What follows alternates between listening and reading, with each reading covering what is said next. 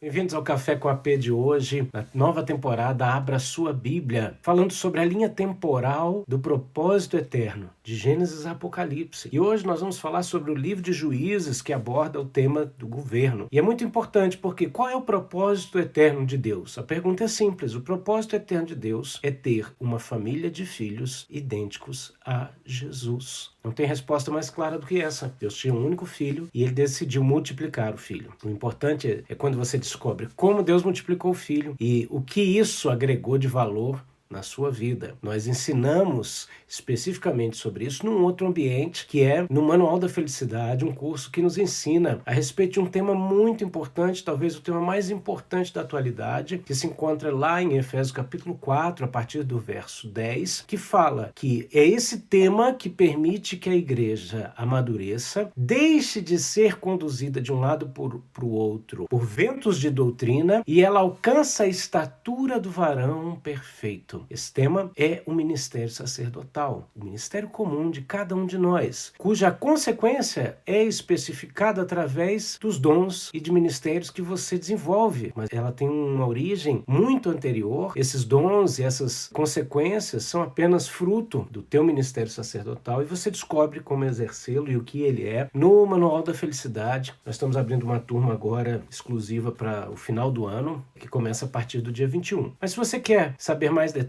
e participar de um webinário, que é um seminário atual, você depois dessa live pode clicar no link da minha bio aqui no Instagram e se inscrever gratuitamente para assistir 4 vídeos a respeito deste tema. E hoje nós vamos falar sobre o governo. O governo é consequência da manifestação do propósito eterno. Esse propósito, ele foi manifestado em Gênesis, onde Deus estabelece um fundamento baseado na origem, na forma com a qual Deus criou Adão. Ele coloca ali um modelo, ele cria Adão conforme Jesus. Ali Deus está expressando, manifestando o seu propósito eterno. Adão perde esse contato com Deus, automaticamente perde essas características por causa do pecado. E aí começa um processo de busca de reaproximação. Nós vemos então em Êxodo o livro da saída do povo, onde a gente fala de atitude. Que atitude? Atitude de Deus e atitude do povo em resposta às ações de Deus, caminhando com um propósito, onde os conduziria ao deserto para eles aprenderem 2 coisas: aprenderem a se aproximar de Deus e reaprenderem a andar com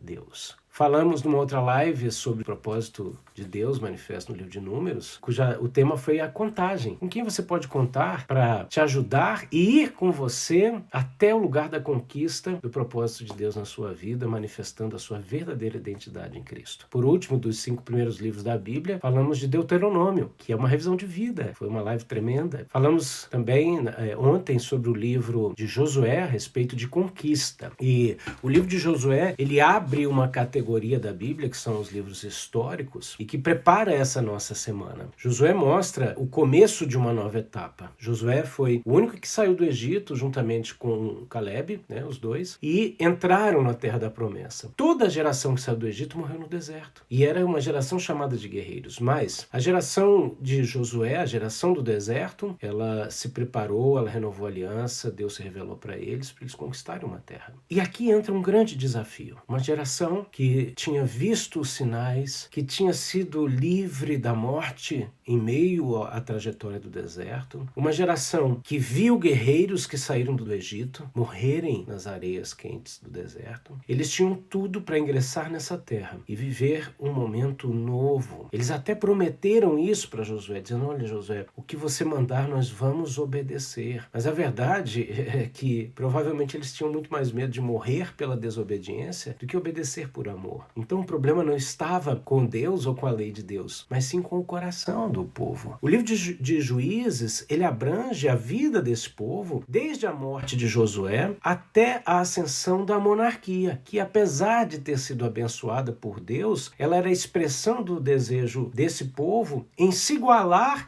aos demais governos ao seu redor, os governos do mundo. E isso acontece muitas e muitas vezes com você. Quantas vezes a gente olha ao redor e vê, poxa, minha vida com Deus tem momentos bons, mas tem momentos tão difíceis, por que eu não sou igual a eles? Tem gente que fala assim, por que eu não consigo ter uma vida normal? O fato é que, com Cristo, você nunca vai ter uma vida normal. Você tem que aprender a levantar a cabeça, adquirir sua identidade, em meio às experiências, se levantar com autoridade e viver a vida que Deus tem para nós. Dessa forma, nós vamos nos manifestar, nos movimentar como a Bíblia diz, como cabeça e não como cauda. Muitos do povo de Deus se tornam cauda e não cabeça, porque querem se igualar ao mundo e o mundo vai dominá-los. Jesus, quando reúne os seus discípulos, ele diz assim, olha, os governos do mundo são assim, uns dominam sobre os outros, mas entre vocês será diferente. Nós vemos que o sal, quando ele perde o sabor, ele não serve para outra coisa, a não ser para ser pisado. O cristão, quando perde a característica da identidade manifesta de Deus através do seu propósito, ele perde a autoridade e passa a ser pisado pelos homens. Por isso, eu te pergunto, você sabia que onde não há o governo de Deus, cada um faz o que parece certo aos seus próprios olhos? E a consequência disso, a apostasia que provoca o juízo e o castigo. E Deus não mudou. O Deus de amor é o Deus justo e é o Deus que castiga, porque a Bíblia fala que ele açoita os filhos a quem ele ama. Se você tem filhos e seu filho erra e você não corrige o seu filho, você não ama o seu filho. Agora, toda vez que nossos filhos ou pessoas debaixo da nossa autoridade, elas falham e nós temos ali direito e autoridade para falar e nos omitimos, nós pecamos. Por isso, aonde não há manifestação do governo de Deus, cada um faz o que está afim. E o final disso é a apostasia, abandono da fé. Abra sua Bíblia comigo. Juízes capítulo 17, verso 6. Enquanto você abre a sua Bíblia, diga glória ao Pai, glória ao Filho e glória ao Espírito Santo de Deus. O texto diz assim, naqueles dias não havia rei em Israel, cada um fazia o que parecia bem aos seus olhos. É impressionante o que aconteceu com o governo de Deus através desse povo. Eles tinham Moisés, depois eles viram todo o governo, a manifestação da vontade de Deus no meio do seu povo através do tabernáculo. Eles tinham a arca, eles viram o rio Jordão abrir, da mesma forma que os seus pais tinham visto o mar vermelho abrir. Deus fala com Josué como tinha falado com Moisés, dizendo, tira as sandálias dos seus pés, pois a terra onde você está é santa, e assim como eu disse lá, eu digo aqui, aonde você pisar a planta do seu pé será possessão de vocês, de maneira que isso não foi nada exclusivo para uma pessoa, mas esse é um princípio de conquista espiritual para a nossa vida. E de repente eles ingressam para se alocar no lugar da promessa. Nós vimos na live de ontem a divisão das terras e todo o tempo de conquista. Mas de repente aqui, quando a gente vê os relatos desses juízes, os relatos de como eles foram manifestando os governos e das batalhas, nós percebemos que essa geração, ela não se despertou, ela não se preparou para isso. Foi uma geração fraca, uma geração que quis fazer aquilo que dava vontade. Se você ainda vive desse jeito,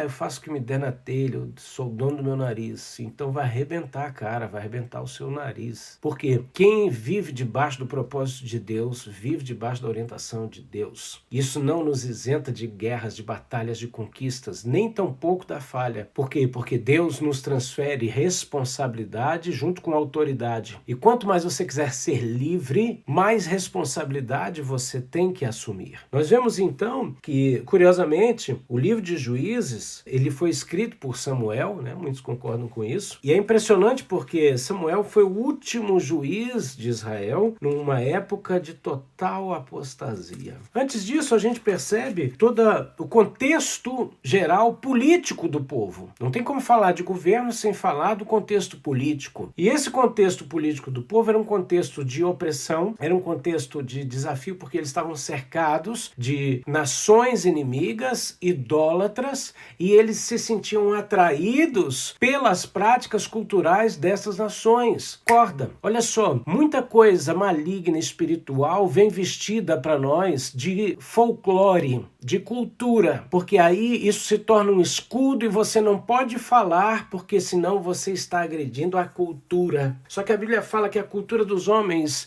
muitas vezes é vaidade. E muitas das coisas espirituais malignas estão vestidas de cultura. E para uma geração que não sabe nem o que é guerra espiritual, tudo é normalizado, é descriminalizado. Sabe como é que essa atual geração, infelizmente, tem resolvido os problemas? Eles sugerem o seguinte: como que a gente resolve os problemas de crime? Descriminaliza. Então aquilo que é crime não se torna mais. É como resolver o problema do analfabetismo. Como que é? Não, você pega aquele cara que desenha o nome dele, sabe identificar um número e diz que ele não é mais analfabeto, quando ele continua sendo um analfabeto funcional. Espiritualmente é a mesma coisa. Tem gente que espiritualmente é analfabeto. Ele se veste de um manto de graça, aceita palpite. Como é impressionante, gente. Aceita palpite de gente que não tem autoridade nenhuma no mundo espiritual. Zero. Se for zero, tava bom. Menos, é negativa. E vem cheio de moral para dar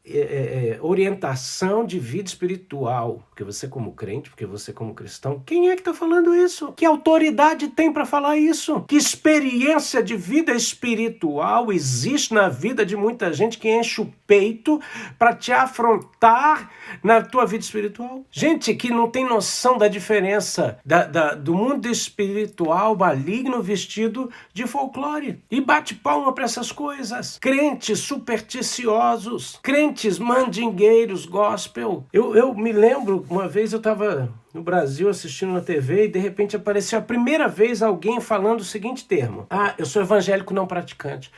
Aquilo bateu no meu peito, eu falei, que conversa é essa? Talvez não nos chocasse, nós protestantes evangélicos, né? Não nos chocasse ouvir o termo católico não praticante, o que talvez choque muitos católicos. Mas quando eu ouvi evangélico não praticante, aquilo me chocou profundamente. Eu falei, para, é como se eu falasse assim, não, eu sou halterofilista não praticante, com meus 70 quilinhos. É como eu dissesse assim, eu sou maratonista não praticante. Nunca corri 21 quilômetros, meia maratona. Que mundo é esse? Quando a gente fala do livro de Juízes, a gente está diante de um fato, de um povo que foi conduzido por Deus, que visualizou o mover e o agir de Deus em cada dia, manifestando comida e proteção. Quando esse povo entra naquela terra da promessa, eles estão diante de um contexto que eles deveriam governar, quando na verdade eles estavam sendo governados pela opressão. E aí o ambiente espiritual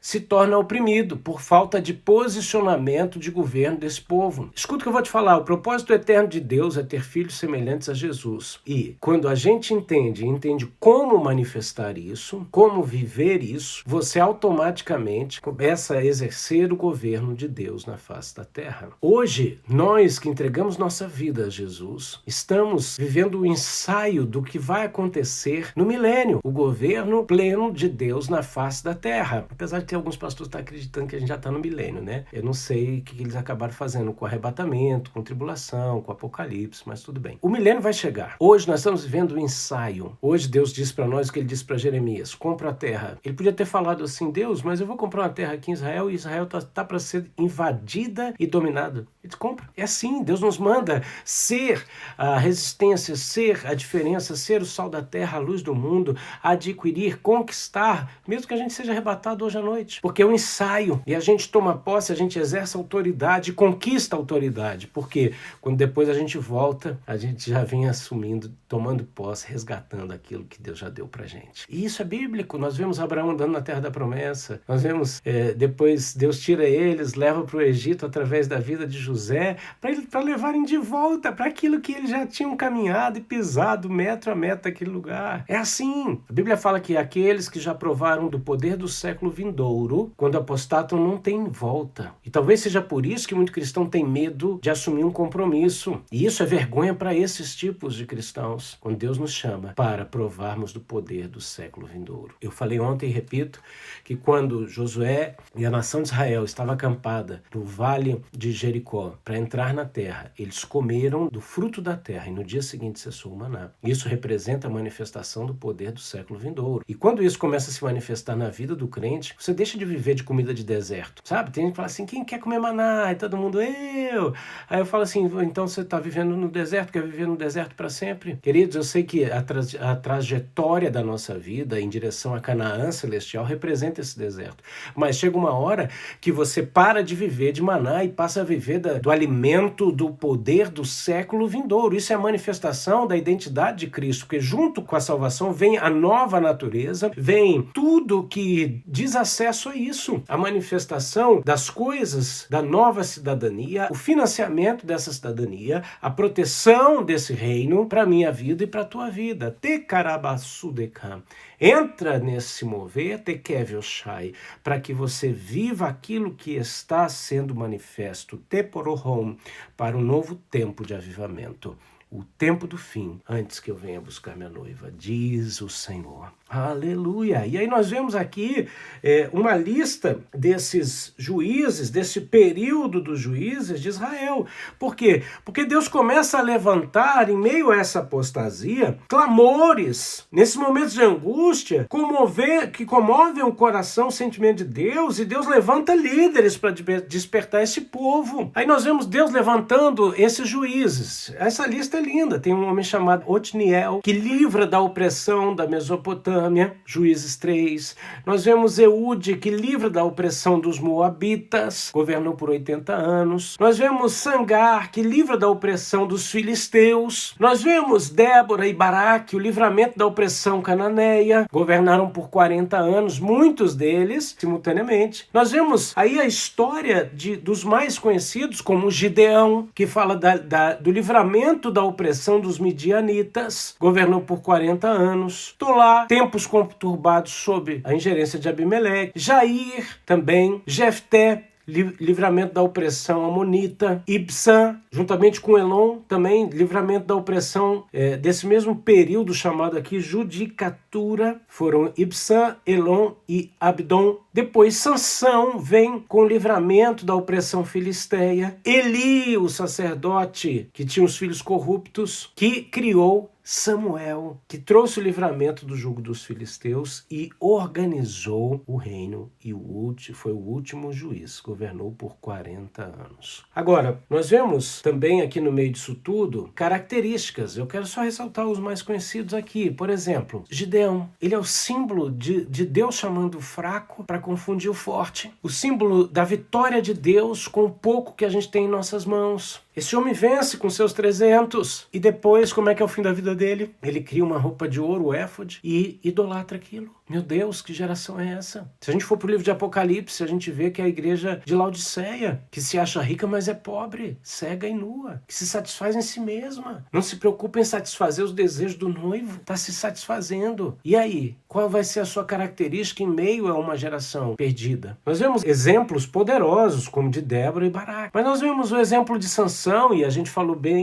muito bem a respeito da vida de Sansão, na última temporada, Diários e Decretos de Homens e Leões, que deu à luz aí um livro com o mesmo nome, que está disponível para você. Depois você vai no link da minha bio e adquire esse e-book, né? 172 páginas, dentre elas a história de Sansão, que era o juiz carnal, o homem que era usado por Deus, mas que não edificou um exército, que não preparou ninguém. O que adianta você ser usado por Deus, mas ser guiado pelos teus olhos, ser guiado pelas suas sensações? Nós vemos aqui Eli, um homem que exerceu seu sacerdócio, mas permitia a corrupção de seus filhos. Deus levanta Samuel para diverti-lo, e mesmo assim nada mudou. E aí a desobediência causa morte. No fim disso, Deus desperta Samuel, que estabelece escolas proféticas, manifesta governo. E governo traz consigo organização de reino. Prepara o povo para uma nova etapa. Como você tem exercido o governo de Deus na sua própria vida, na sua própria casa. Sabe, você é líder de si mesmo. Deus, quando Ele te chama para ser filho, Ele também te chama para governar com Ele. E esse governo tem que ser a partir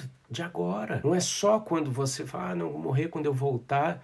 Não, você tem que governar a partir de agora. E como você faz isso? Você vai preparando todas as situações que chegam diante de você para apresentá-las diante de Deus, conectá-las com o Senhor. E aí chamar a manifestação o governo de Deus. Jesus ensinou os discípulos a orarem assim. Como que Jesus ensinou os discípulos a exercerem governo? Ele diz assim, quando vocês orarem, digam assim, venha a nós o teu governo, seja feita a tua vontade. Você chama através de palavras de autoridade as coisas que não são como se fossem. Você atrai pela palavra profética e manifesta na terra aquilo que Deus tem já manifesto no céu. Bom, nós vemos aqui no livro de Juízes, Deus levantando juízes para combater os inimigos de Israel, combater a influência e ingerência desses inimigos sobre o povo de Israel. Mas o livro termina com apostasia total, ao ponto do povo querer se igualar aos demais. Gente, isso demonstra uma imaturidade. Quando é na nossa vida que a gente tem uma necessidade extrema de um desejo de aceitação? Na adolescência, você quer fazer parte de um bando. E aí você começa a aceitar coisas que os outros estão fazendo só porque o cara fala assim, você não faz. Você quer ser aceito, você quer ser igual aos outros, aí você vai na onda dos outros. Você já deve ter ouvido seu pai ou sua mãe dizer pra você assim, quer dizer que seu amigo pular do abismo você vai pular também? Tem gente que quase responde, vou. Por quê? Quer ser aceito. Isso é imaturidade. Quando você sabe quem você é, você sabe que você é aceito porque importa pelo Pai Celestial. E aí, irmãos e família em Cristo, eles te identificam como leões do mesmo bando, pessoas da mesma estirpe. E aí você não precisa ser aceito. Você encontra seu ninho, você encontra a sua turma. E aquilo que foge disso, você confronta e diz assim, olha, eu tô indo para cá, se você quer vir, vem, senão você vai perder seu tempo. Eu não vou sair do meu rumo, do meu destino. Quantas vezes você deixou de seguir o propósito que Deus tinha para seguir o propósito de outras pessoas fora do plano de Deus, só porque você queria ser aceito ou fazer parte de um grupo? Quando você cede a isso, você descobre as duras penas que você cedeu para algo que não valia a pena e não foi aceito, porque a partir do momento que você é comprado pelo sangue de Jesus, você não vai servir para outra coisa, a não ser para se apresentar diante de Deus. O livro de Juízes, ele mostra que Deus levantou homens e mulheres para manifestar o governo de Deus. Mas mesmo assim, o povo rejeitou esse governo de Deus porque ele queria um governo semelhante ao do mundo. Qual tem sido a sua atitude ao apelo de Deus, dizendo para você, vive, recebe, manifesta o meu governo, seja um agente de manifestação da minha autoridade na terra, assim como eu manifesto ela no céu. Nós vemos o livro de Juízes dividido em 3 partes, a deteriorização de um povo que tinha entrado numa terra para conquistar, o socorro, o livramento e uma salvação, e a corrupção dos últimos tempos. O coração profético de Samuel sente a dor de Deus, e Deus tem que lembrar ele, dizendo assim, não fica triste. Eles não rejeitaram a você, eles rejeitaram a mim. Mesmo assim, Samuel, com a autoridade, unge Saul, que durante 2 anos governa com o trono de Deus, com a bênção de Deus. Mas por ele não querer exercer a identidade, a autoridade e manifestar o propósito eterno de Deus, ele se antecipa e aí não espera, não respeita a autoridade do governo de Samuel. Ele faz o que não podia fazer naquele momento, porque ele era rei, mas não era sacerdote, e o trono passa dele. Olha que interessante, ele era um rei, continuou sendo rei e continuou reinando por 30 anos, sem um trono espiritual de autoridade de Deus. E Deus transfere isso para Davi, que esperou 30 anos para se assentar no trono unificado da nação de Israel, mas que exerceu o governo durante todo esse tempo. Olha a diferença. Uma coisa é alguém que está colocado numa posição de autoridade e passou o tempo de visitação para essa pessoa. Ele continua lá. E muitas vezes você se engana só porque aquela pessoa está debaixo de holofotes, está dentro de uma vitrine, em cima de uma plataforma. E você fala, não, tá tudo bem. E na verdade, tem outros que estão governando com autoridade. E aquela pessoa tem só uma coroa na cabeça, mas não tem um trono de autoridade para se sentar, para se estabelecer. Davi foi unificando a nação, ele foi criando uma cultura, ele foi crescendo em comércio, ele foi fazendo um governo tão poderoso que quando ele se assentou no trono, estava tudo pronto. Ele foi nos fundamentos, nos bastidores, debaixo de opressão, debaixo de perseguição, com erros, com acertos, mas um homem segundo o coração de Deus. Talvez você olhe para o seu caminho nesse momento e diga, meu Deus, que trajetória difícil. E Deus está te dizendo nesse momento, mas eu estou te conduzindo pela mão. Dê a minha glória, e eu te darei a glória. Teri calabassai, eu não me esqueci de ti, diz o Senhor. Aleluia. O governo e a autoridade deve ser exercida por mim e por você. Eu te convido a orarmos juntos em nome de Jesus. Pai, nos ajuda, Senhor, a ter um coração arrependido, a ter um coração quebrantado em Tua presença, Senhor. A ter um coração, Pai, dependente de Ti, mas que conhece os Teus planos e manifesta a Tua autoridade, o Teu governo. conectando todas as coisas contigo para que fluam através da nossa vida com a autoridade de governo. Nós oramos em nome de Jesus. Amém? Que Deus te abençoe e te guarde, faça resplandecer o seu rosto sobre ti, que você manifeste o governo de Deus na terra, assim como Deus reina e governa nos céus. E Ele decidiu não fazer nada sem você. Deixa eu te falar a última coisa. No Antigo Testamento, a Bíblia fala que Deus não fazia nada sem antes avisar os seus servos, os profetas. No Novo Testamento, Jesus diz assim: eu não vos chamo mais de servos, mas de amigos. Imagina, se Deus não fazia nada sem antes falar com seus servos, os profetas, imagina o que Ele não está disposto a revelar e não realizar sem antes falar para os seus amigos. Beijo no coração. Até amanhã. Tchau, tchau.